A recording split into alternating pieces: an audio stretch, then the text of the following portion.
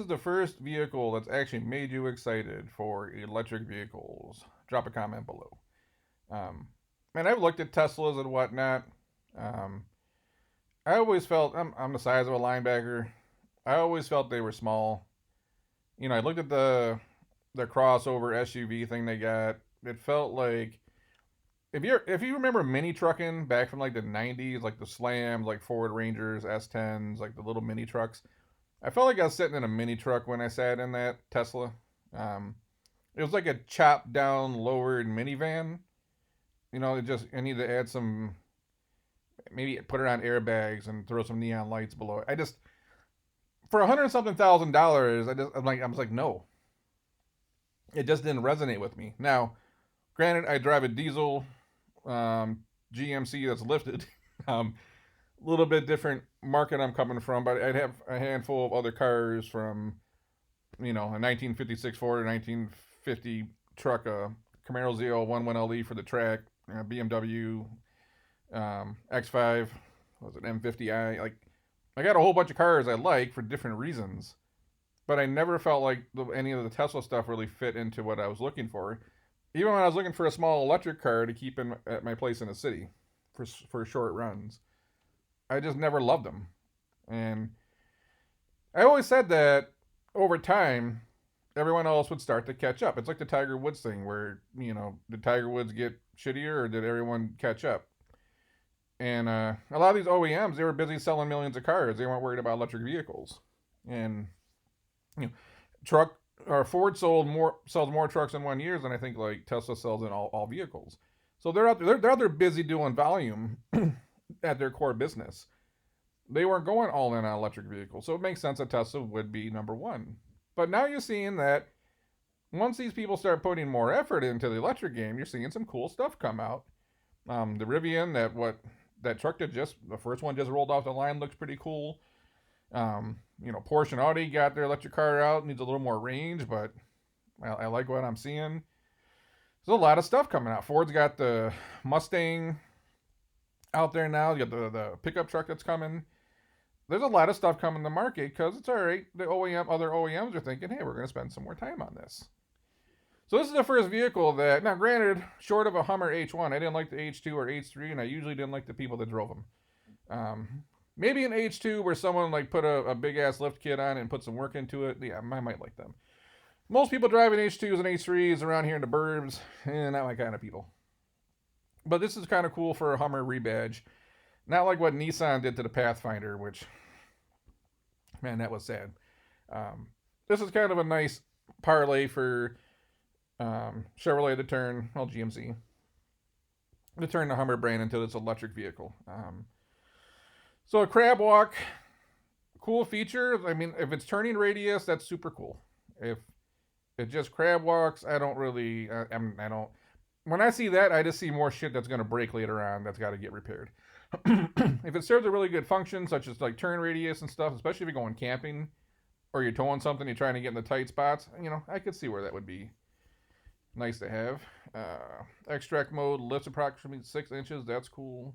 Power swing gate, multi-pro tailgate. I don't really care about any of this stuff. What else we got? 0 to 60. I mean, in 3 seconds. I mean, that's better than some of the sports cars out there right now. So I'm gonna believe that when I see it.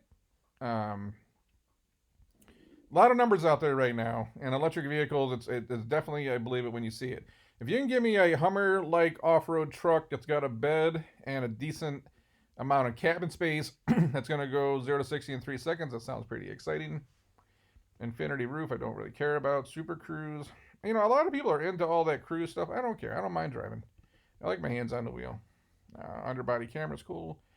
Up to 1,000 horsepower. I mean, if you're going to get this going 0 to 60 at its weight, it's probably got to have horsepower. Now, 11,500 pound-feet of torque available. I mean, that's, it's electric engines, though. We know they're going to decimate the gasoline and diesel engine, so that's pretty cool. Big note here, 350-mile range on the pickup, 300-mile on the SUV. We're now getting to that point to where it's making the cars more feasible to everyday people, where if I can go as far as I could on a tank of gas, now my mindset is this is something that I can work into my daily life. The shorter ranges, not that we drive that far in the average day, but you want that ability to do so without being encumbered. Um, it gets to a point that even though they offer a battery pack with 10,000 mile range, you don't care because for most people they're going to plug in that night, and you're not going to drive 10,000 miles in one day. They just got to get the batteries to the point to where it's about equivalent to your current tank of gas, and after that is diminishing returns. I wouldn't care if my battery goes 400 miles or 4,000 miles. As long as I can plug in at night, I'm probably happy with that. And as long as I can wake up and if I can get more miles than I want to drive in a day, or close to it, or have access to some kind of supercharger to get me, I can stop at Starbucks and get another 200 miles of range. This is where you're starting to see all the other manufacturers creep up. And this is when the game starts to change. I never thought that Ford and BMW and Benz and Toyota and GMC were going to roll over and just go out of business.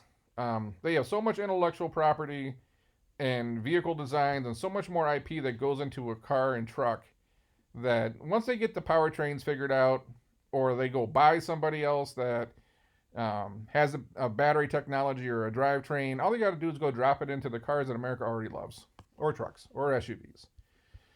So I'm not saying I would go buy this right now, but it's pretty exciting. It looks like a real off-road truck. It looks like a bed that I could probably get a sheet of plywood in, maybe a face cord of wood, not a cord of wood, a face cord of wood. Something I could probably tow with a reasonable amount of distance. Probably not, I like my diesel truck because I can throw 10,000 pounds on the back and go 500 miles. I hate stopping. If I'm towing a large trailer or double towing something, I don't like stopping. I get a full tank, I hook everything up, and I want to get to my destination. If I do stop, it's going to be at a truck stop or somewhere easy. But I want to get to my destination, unhook my stuff, and then I'll go fill my tank up. This thing's only going to go 350 miles, not towing. How far is it going to go towing? 10,000 pounds. I don't know. I like being able to drive, quite a ways, because I don't like stopping when I'm towing big stuff. So I'm a little iffy on the towing stuff here, but definitely something that it's getting closer to something that I would buy, even though the price is going to be up there. The Cybertruck was cool. I just figured the Cybertruck is going to bring people into a little bit of the truck market, and they weren't really truck people. I think that most of the people that are truck people that are towing. You don't got to tow over 10,000 pounds to be a truck person, but the people I know that tow over 10,000 pounds or heavy stuff, or they got trailers, or they got car stackers. I haul my own firewood. I don't even know how much that weighs on that trailer. Those truck people weren't interested in the Cybertruck. They like their big crew cab. You want space for 4 people. You want leg room. You want bed space. You want towing capacity. These are all things that I feel a lot of truck people were looking for that they're not going to get in a Cybertruck. Cybertrucks are going to appeal to people completely different. I kind of feel like this thing here is the bridge between the Cybertruck and maybe the real truck people, where these are the people that bought the Avalanche back in the day. The architect that was going out to job sites or construction sites, maybe need to put some stuff in the back, but they want a nice cabin and a nice looking truck. Yeah, I don't know how much these are going to be like work kind of trucks. These are definitely urban assault vehicles at the end of the day. But anyways, if this is something you would buy, drop a comment below. I'd be curious. What are your likes and dislikes? Is there any trucks coming on the market that are electric that you would buy? I'm starting to have some issues with my GMC after 3.5, 4 years here. And I was going to keep it longer, but used car prices are through the roof, so I can get good money for it. And starting to get a lot of issues with it, and I don't want to deal with it anymore. So I went and ordered a 2022 Ford F-250 diesel Tremor package. King Ranch? Yeah, King Ranch with the Tremor package. Now, they said, anywhere from, 10 weeks to probably 5 months, so who the hell knows when I'm even going to get it. But, I'm not in the market for this Hummer, but it is something I would probably look at. It's the first electric anything that I'm interested in right now, outside of electric remote control car. But, got a comment? Drop it below. I'd be curious to see what you have to say. Until then, I'm going to catch you on the next one.